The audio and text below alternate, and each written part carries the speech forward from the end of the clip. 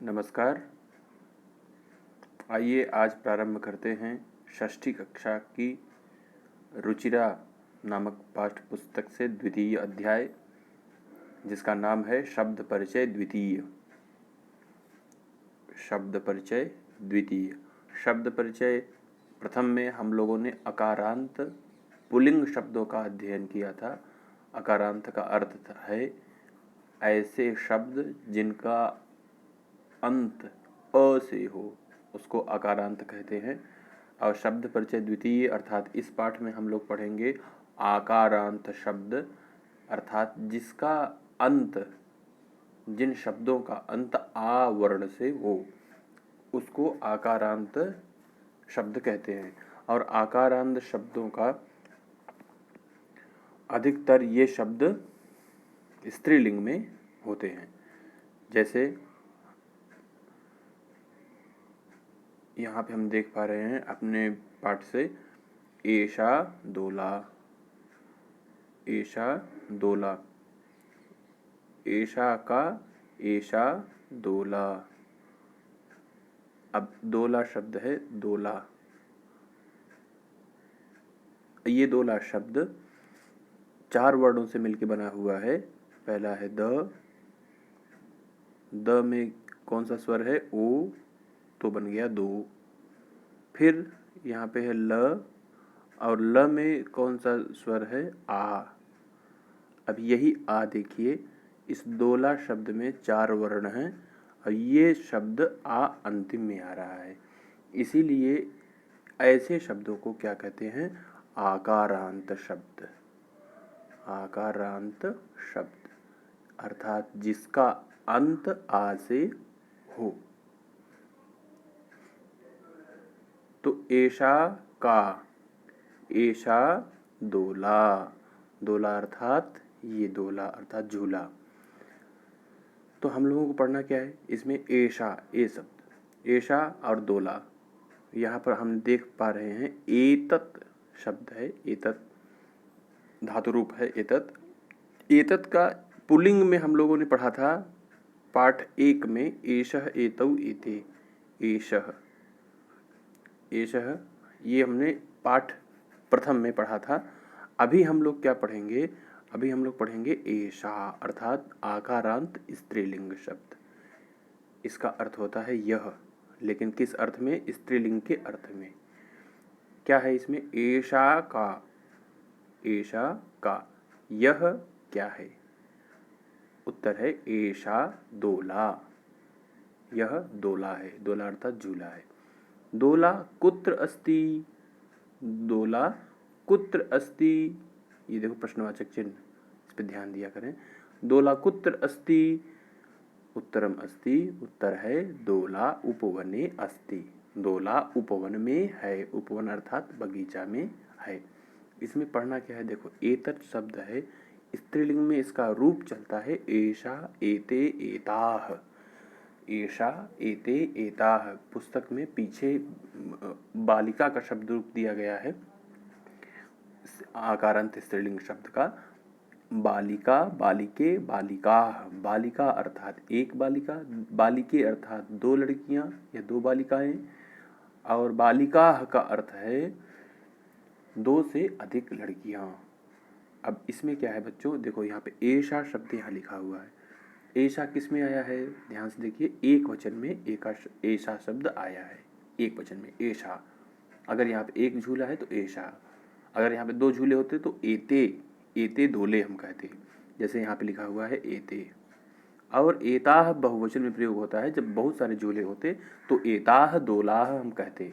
वैसे ही आप केवल दोला शब्द से ही नहीं, बालिका से ही जोड़ सकते हैं। एषा बालिका, एते बालिके, एताह बालिकाः। और क्रियापद में देखें, क्रियापद में क्या है? यहाँ पे अस्ति।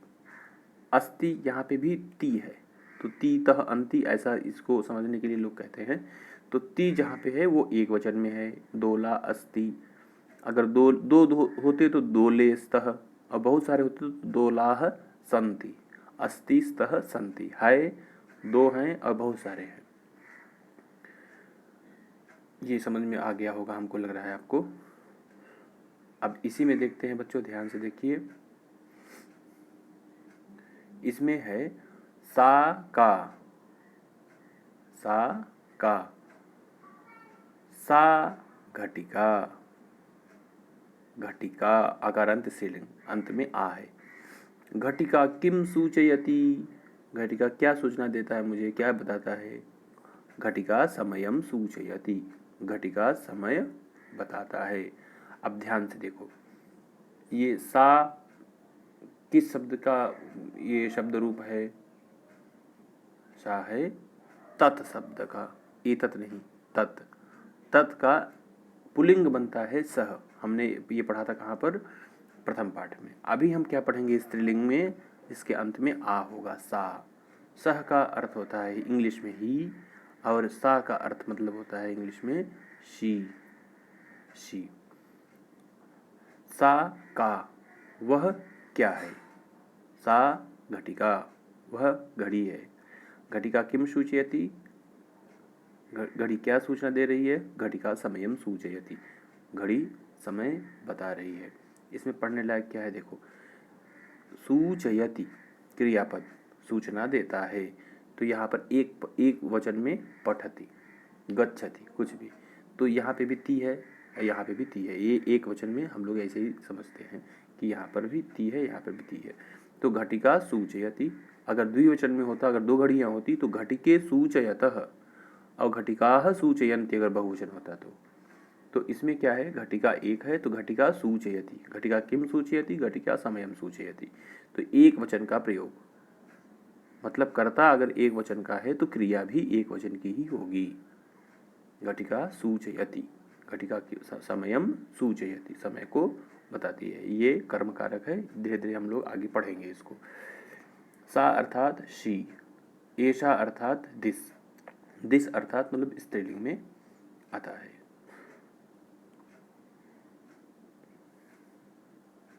आगे चलते हैं बच्चों। अब देखो द्विवचन हम पढ़ेंगे। द्विवचन, द्विवचन में हम क्या पढ़ रहे हैं देखो, एते के, अभी हम लोगों ने क्या पढ़ा था, केवल एषा और सा, एषा और सा। एषा का अर्थ होता है यह, सा का अर्थ होता है वह। तो अभी हम क्या पढ़ रहे हैं, एते। एते कहाँ है, यहाँ है, ध्यान से देखो, द्विवचन में। द्विवचन में अर्थात जब भी कोई दो चीज होंगी तो वहाँ द्विवचन का प्रयोग होगा। यहाँ पे कोकिले कितने हैं, चटके कितने हैं, दो, इसीलिए एते का प्रयोग किया गया, एषा का प्रयोग नहीं किया गया। एते का अर्थ होता है ये दोनों, एते का अर्थ क्या होगा, ये दोनों, दीज टू, ये दोनों।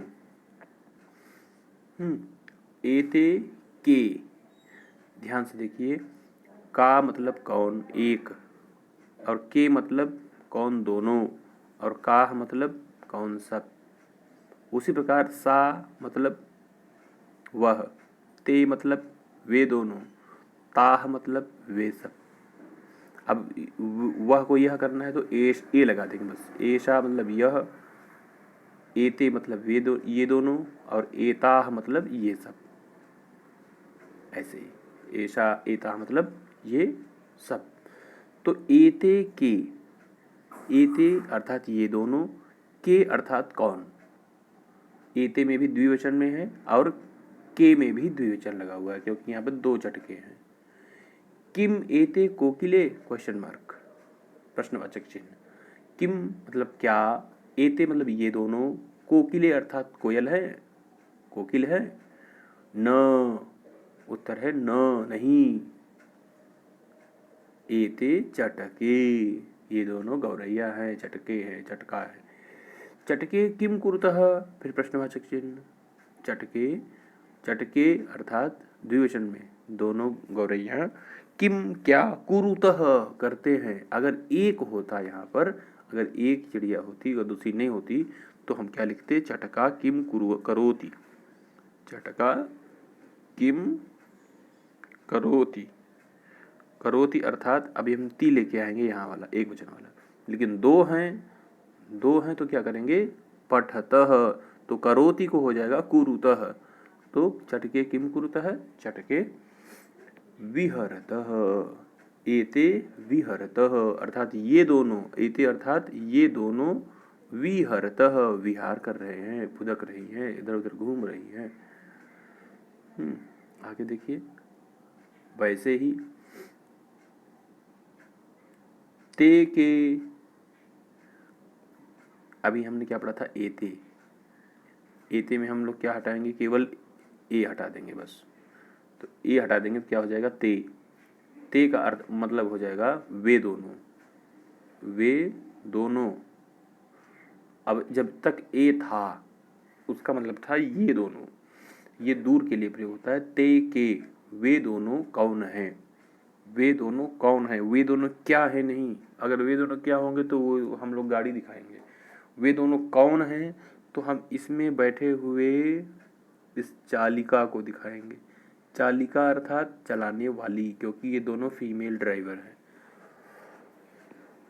तो ते के वे दोनों कौन हैं, ते चालिके स्तः वे दोनों चालिका हैं, चालिकाएं हैं। ते किम कुरुतः वे दोनों क्या कर रही हैं, कुरुतः हमने बताया द्विवचन में, ते भी द्विवचन में, वे दोनों क्या कर रही हैं। ते वाहनम चालयतः, ते वाहनम चालयतः वे दोनों वाहन चला रहे हैं। इसमें प्रयोग क्या हुआ है, द्विवचन। और कौन सा किसका शब्द रूप यूज हुआ है, तत् का। तत् का स्त्रीलिंग में सा ते ताह रूप चलता है, और एतत् का स्त्रीलिंग में एषा एते एताह। एषा अर्थात यह, एते अर्थात ये दोनों, एताह अर्थात ये सब। वैसे सा ते ताह का अर्थ है वह, वे दोनों, वे सब। आगे चलते हैं बच्चों। अब देखिए हम बहुवचन अब पढ़ेंगे। बहुवचन अर्थात ये बहुवचन। एताह पठन्ति, बालिकाः गच्छन्ति, ये सब। आकारांत स्त्रीलिंग है तो एताह, एताह का अर्थ है दीस, ये सब। काह क्या है, ये भी बहुवचन में ही है। का के काह, एता एते एताह, एताह काह ये सब क्या हैं, एताह स्थालिकाह, एताह स्थालिकाह ये सब थालियां हैं। अब इसको समझने के लिए देख लीजिए, अगर यहाँ पे केवल एक थाली होती तो कहते एषा स्थालिका, अगर यहाँ पे केवल दो होते तो कहते एते स्थालिके। लेकिन यहाँ पर क्या है बच्चों, दो से अधिक है, तीन है, तो इसका हम क्या यूज करेंगे, बहुवचन में यूज करेंगे। बहुवचन में क्या है, बहुवचन में है एताह, तो यहाँ पे यूज हुआ है एताह। एताह काह ये सब क्या हैं, एताह स्थालिकाः ये सब स्थालिका है। किम एता गोलाकाराः प्रश्नवाचक, किम एताः गोलाकाराः क्या ये गोलाकार में है। आम, आम का अर्थ है हाँ, आम हाँ, एताः गोलाकाराः एव हाँ ये सब गोल आकार में ही हैं।